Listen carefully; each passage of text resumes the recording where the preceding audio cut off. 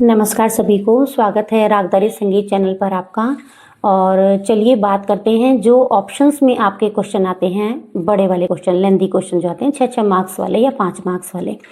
तो ऐसे में आपको सबसे पहले मैं एक जानकारी दे दूं कि जो कुछ बच्चों को ये डाउट आया है कि अगर दोनों ऑप्शंस में हमको नोटेशन वाला क्वेश्चन दे दिया तो हम क्या करेंगे, क्योंकि नोटेशन लिखना इतना आसान भी नहीं होता है। तो ये बात पेपर बनाने वाले को भी पता है बेटा, वो इस तरह का क्वेश्चन आपको नहीं देंगे बिल्कुल भी।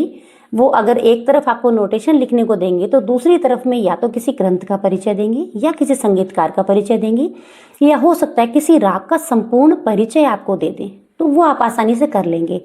हो सकता है रागों का एक स्वर समूह दे दें और ये कह दें कि इसे पहचानिए और परिचय दीजिए इसका पूरा। तो परिचय में आपको स्वर विस्तार भी लिखना है। अगर वो नहीं पूछते हैं तब भी आपको स्वर विस्तार थोड़ा सा जरूर लिखना है, और पूछते हैं तो 50 से 60 70 स्वरों में आपको लिखना है।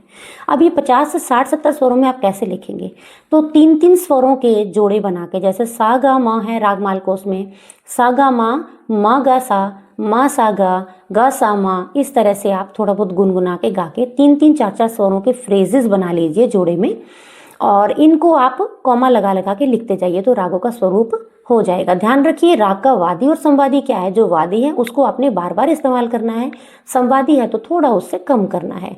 तो ध्यान रखना आपने कि जाते टाइम और आते टाइम आप कितने कितने नोट्स ले रहे हैं, राग क्या कहता है उसके हिसाब से ही आपने उसका विवरण देना है।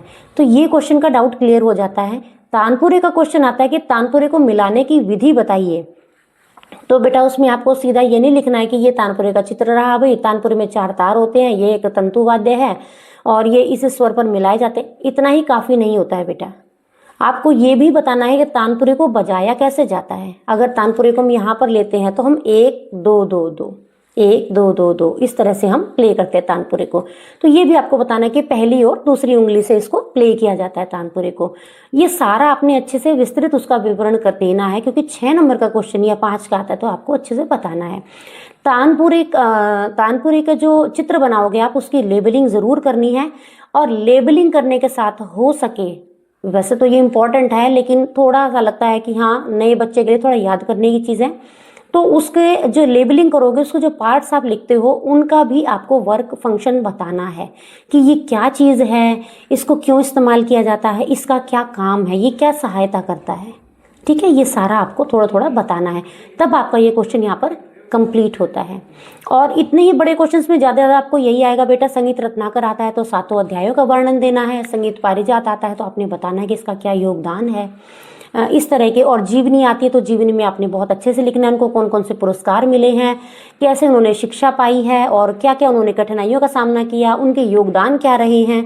ठीक है, तो ये सब आपने उसमें विवरण देना है। इसके अलावा मुझे नहीं लगता बेटा आपका कोई ऐसा बड़ा क्वेश्चन है जो आता है। हाँ, एक क्वेश्चन जो हम कल के वीडियो में डिस्कस कर चुके हैं वो आप देख लीजिएगा, वो पिछले साल भी आया है और उससे पिछले साल भी ऑप्शन में आया था, तो इस साल भी वो आने के 99% चांसेस हैं और बहुत ईजी क्वेश्चन है। लास्ट वीडियो पर जाकर देख लीजिए कि वो कौन सा क्वेश्चन है। मिलते हैं नेक्स्ट वीडियो में बेटा। Thank you.